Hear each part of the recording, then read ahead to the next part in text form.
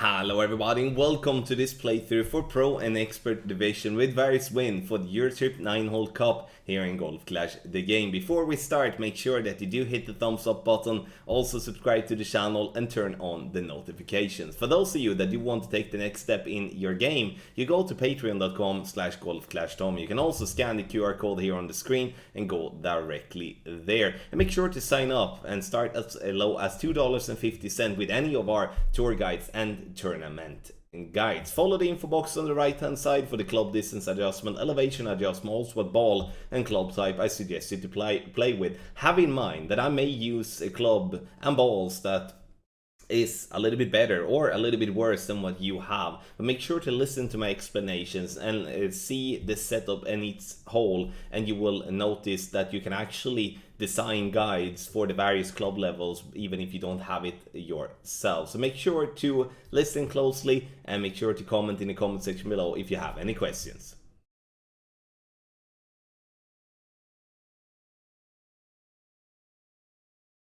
For hole number 7 of Parc de Paris, which is also hole number 1 in the Eurotrip 9-hole cup, we are going to set up our quarterback to be approximately medium club, and the idea here is to lay up and using our quarterback with its backspin, with its accuracy, and to make sure that we do have a controlled outcome of our drive. I will also give you an example where we are pushing it to try to get into wedge range as well, but that will be on option 2 once we're done here with option 1. Once we are settled for the spins, we play medium distance with a 10% over adjustment, and we're keeping our quarterback as there is no need to change to another club. Our quarterback and the rock is obviously brilliant clubs to play with as it has a good accuracy, and if I do hit a great ball like I'm doing here in the video, it doesn't really change much because the accuracy will not let the ball move as much left as it would be if you would be playing with a less accurate club. Second shot here now, we're going to use our Grizzly, and the reason we're using Grizzly is due to its ball guideline. We want to bounce underneath the most right trees there, trying to either go directly at the pin or to try to catch the groove that is behind the pin. That's kind of like depending on what wind direction we have, but also what type of way you like to play, because there is benefits by doing both. There is, I mean, obviously negatives to do both as well. I'm trying to play with no spin if possible, and even though it doesn't look like it, this shot plays with a lot of elevation, so I'm playing this one 20% elevation and true club distance. Center the ball and hit yourself a perfect ball, and you will see yourself getting, if not in, it's gonna be very close. And even if you would miss the pin here, you would get yourself to roll up the hill, and that is a nice little groove there and could give you like an extra alternative to a drop, even though if you might miss the dead on approach like that. But let's take a look at option 2 where we push it a little bit harder. For the more aggressive option here, we would recommend to play with as minimum 6 bars of topspin. If you can use more, then that's just going to be better. And the reason I'm playing here on the right hand side instead of trying to cut the corner on the left is because, you know, this is a way where you can play regardless of how little curl you have. The goal here is obviously to get past the trees that is in the center, trying to roll as far down the fairway possible. You see here now that we are making an adjustment of max plus 10, pushing up a little bit in the end, playing with 3/4 of a ball of left curl. Bounces on the fairway over to the other fairway and gets that little speed roll, which is good. Here you can see that playing with more topspin would definitely be more helpful, as now we are just at the spot where it's, I would say this is the absolute minimum we need to get to. Big topper here of the drive would definitely be an interesting solution due to all its topspin and could really be helpful. So what I'm forced to do here now is to use that little groove that is on the left of the pin, and sure, I do that with success, but this may not be the ultimate scenario. So if you cannot use a club with a decent amount of topspin, it may be better for you in the long run to actually just lay up and attack the pin in that way. If we play the wedge, we play EB School plus 20 no spin, and that's going to be kind of standard. Adjustment is done, and we're gonna center the ball and hit perfect, and this is going to give us a good chance for a drop, even though it might not be the most fun wedge to not being able to attack the pin. So two different options here on Parc des Paris, hole number 7, also hole number 1 of the Eurotrip 9-hole Cup.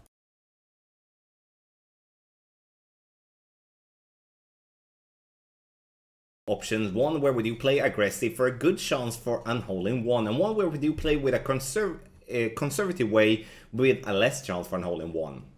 So we're gonna play on this very small strip of rough here, with the inner ring by the rough line ball guideline to go through the hole and go over the right side of the hole as well. So we're favoring to go over the right side. Adjustment here now is gonna be maximum distance with a 30% over adjustment, and it's strongly advised to play with a wind fireball to reduce the wind as much as possible, and giving ourselves a way of not pulling into max line, which could happen if you do play with a wind 3 ball, for an example. Center the ball, and here a perfect ball is going to be very important, because great ball here could most definitely either miss the rough or go directly into the bunker. But if everything done correctly, I would say that the hole-in-one rate will be much higher here than any other bounce over shot on hole number 4. But let's take a look at the more conservative option here. For the more conservative option, we're going to play from absolute minimum line of a P5 ball. So, sorry, P3 ball, obviously, not P5. And we are playing here with a wind that should be between 7 and 8 miles per hour. And that's why I'm changing from a Kingmaker to reduce the wind to be below the 8 mile per hour mark. You can see here that I'm using 1.2 backspin and 0.2 right spin here. And what I'm looking for here is only the red range position to be in complete minimum line from P3 ball. Pack the crystal to find the minimum distance line much easier. Minimum distance with a 20% over adjustment. Center the ball, hit perfect. The problem we do have here though is that we are not using side spin enough to have the ball to be pushed more right. You can see that the speed is perfect. However though, we are missing this one pretty big on the left side in my opinion. Need to use a little bit more right spin, don't be afraid of that. But again, the conservative option bouncing over here will be less achievable when it comes to the hole-in-one compared to the rough bump.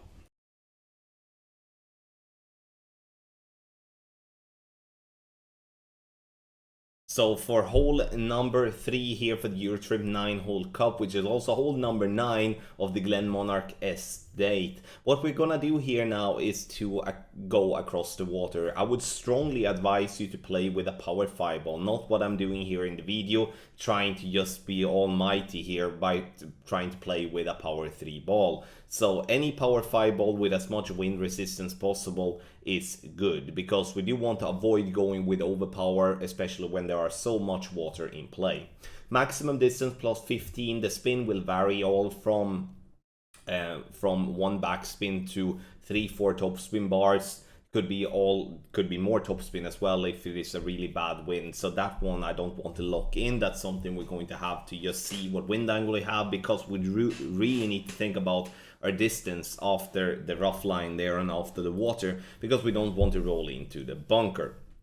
Now, for the second shot, it's a long one. The pin stands as it does, which means that we're not going to attack the pin at all, because it's too much risk for the reward that might get. We're playing no elevation, max distance here. I would strongly recommend to once again to play with a power 5 ball off tee, because that will help the second shot as well and make that so much easier. But now I'm not really spending much thought here on this shot, trying to just ping this ball onto the green or being on the fringe / fairway just by the green for a simple wedge. And I mean, this is probably one of the most boring par 5s there is in the game with this whole location, as it's not really a makeable one. You need to be a lot of luck. You need to be very lucky, or we're gonna have to have a really good send it where we can ping the ball forward and then attack the pin from a different angle. But I mean, that's not happening that often, unfortunately.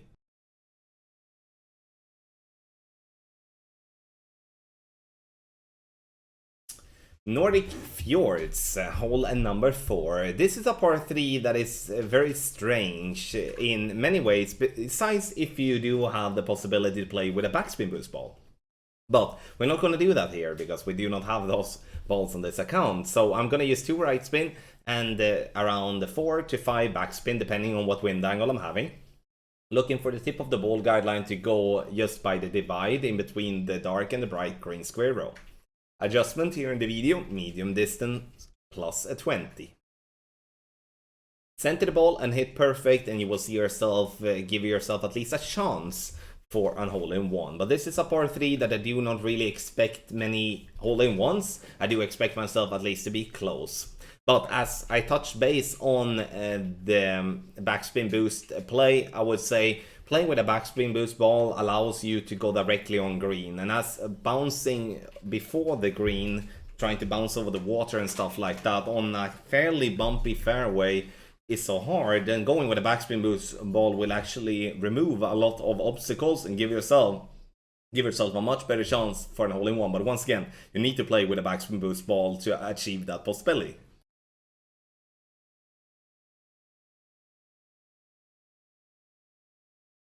Is a fun hole in my opinion, especially in tailwinds, and we're going to talk about what we can do in the stronger tailwinds. But here, when playing in the playthrough, we're playing with free-to-play balls, therefore we are settling with the Titan. So I'm using all the left spin that I can, which is 2 bars, and I'm also using 2 bars of top spin, max plus 10. And once we have done that, we shall push up to a max.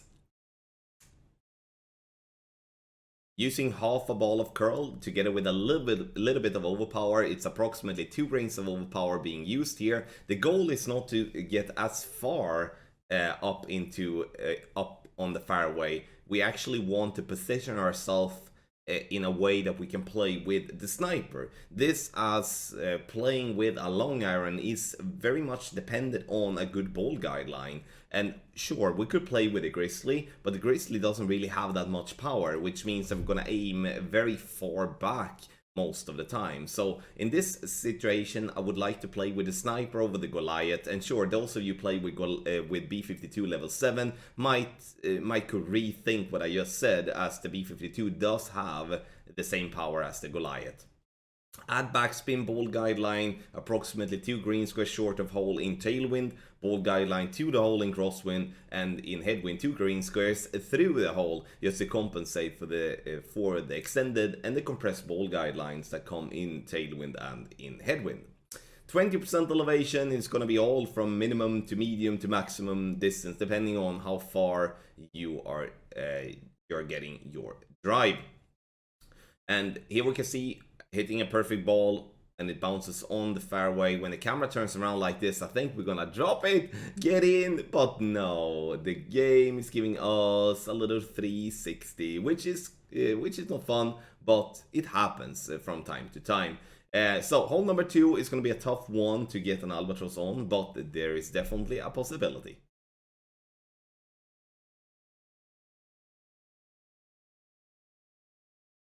For hole number 4 of the Green Point, but hole number 6 in the Eurotrip 9-hole cup, we're gonna push it hard here. We do want to have tailwind from tee, because we do want to bounce over all the rough and those not pink, but purple bushes there in the center. So use all from 4.5 up to 8 bars of topspin, meaning max. And the reason I'm saying like that is because obviously depends on what type of club you have and also what type of wind direction we have.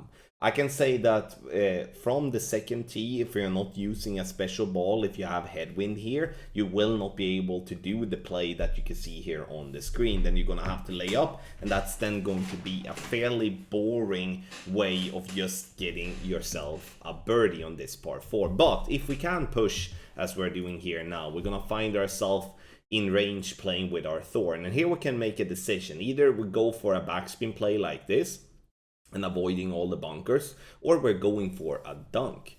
The dunk here is obviously one of my personal favorites, and especially on this green where even if you hit the pin, you won't have the speed enough rolling back into the bunker due to the uphill that it will become, or it's like downhill from the position we are looking at it now.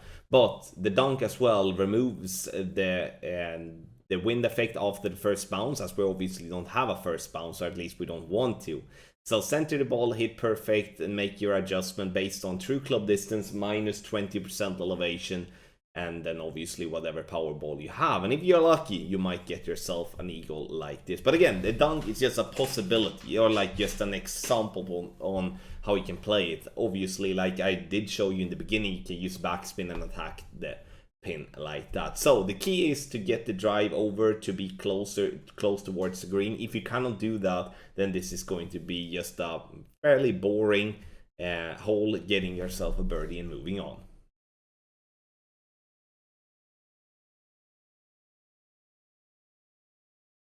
For Chateau Lavande, hole number 2 of all the 9 holes of Chateau Lavande, we do have 2 options here. One that is a rough bump, where we're adding spin to pin using the complete yellow ring inside the hole. There is a little sticky spot here from where we're playing, which will give this one a very good chance for a drop. Here I'm just listing an adjustment. The adjustment will vary a lot depending on what wind direction you have, but what I would say though is that I would not recommend to do this type of play if you are playing with a left to right crosswind. This, as you will adjust to a higher point, and it's going to be very difficult to know where to aim with that in mind. I'm adjusting medium distance plus 10 here in the video as for reference. Bounce into the rough, and it rolls up the green, and we're getting this one to drop dead center for a lovely hole-in-one. For those that do not want to take the risk that involves with a rough bump, check out the bounce up option.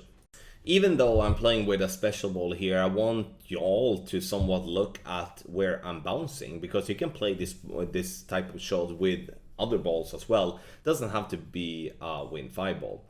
So I'm using here to have spin to be before the pin, and the reason for that is the tailwind, because we're going to have an extended ball guideline once we bounce our first time.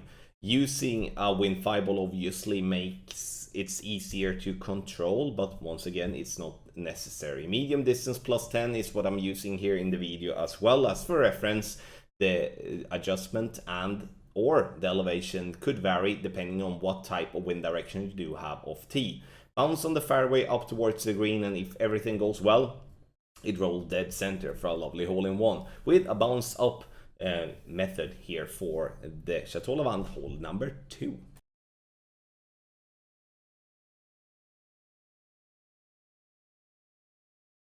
Hole number 8, which in Eurotrip 9 Cup, which also is Porthello Cove hole number 7, using 3 left spin, and we are going to go with 5.8 topspin here. What I'm looking for is to have my second bounce to be just into the rock, like the big rock patch there.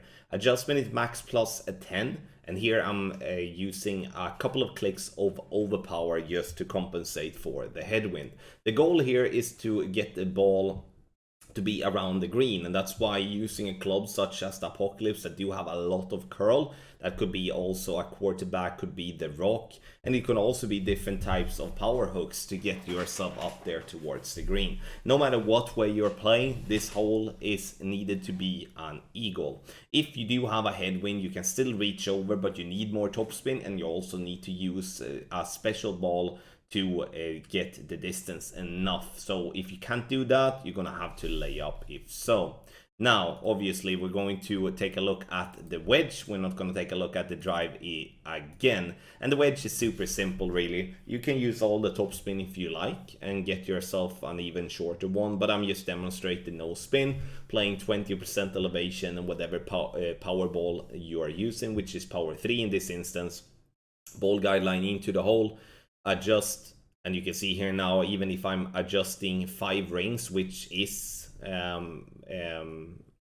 not 5 rings, but even if I would be adjusting 5 rings or 10 rings, the ball guideline is most likely not even gonna leave the hole, which makes this wedge being super simple. So an eagle here in hole number 8, which also is Porthello Cove hole number 7, is gonna have to be a must.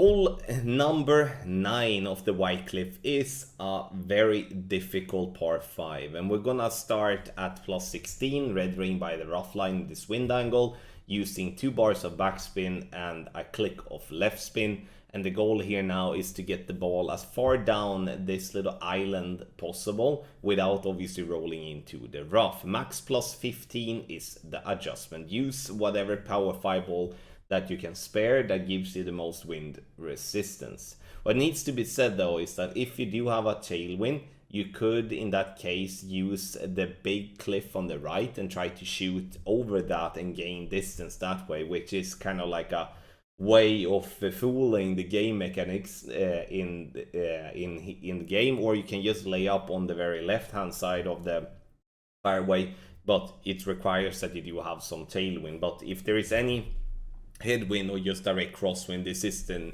normal way of playing. Now, second shot, spin to pin is what I'm using here, but I kind of forget that we do need to have a little bit more topspin, especially when we do have a slight headwind as we're having here now. I'm playing max plus 50 for this shot, which is a lot, so this is definitely not a shot that I'm expected to get many times, but in the end we can get ourselves close, and with a perfect ball you never really know what's going to happen. Bounce, and it bounces, and it does not really get the rollout that we're looking for, and giving ourselves short in line. Maybe still need a little bit more, but again, this is a very tough par 5 to drop anything at of White Cliff. Thank you so much everybody for watching this playthrough for Pro and Expert Division with various wins for the Eurotrip 9-hole cup here in Golf Clash the game. Make sure to sign up for our ultimate tournament guides or our exclusive tour text guides. Doesn't matter when you sign up in the month, you will get access for 1 month on sign up from sign up date. So make sure to do that now. Scan the QR code that you can see on the side here, or you can go directly to patreon.com/golfclashtommy and start as low as $2.50. Thank you so much everybody for watching. Good luck in your Golf Clash game.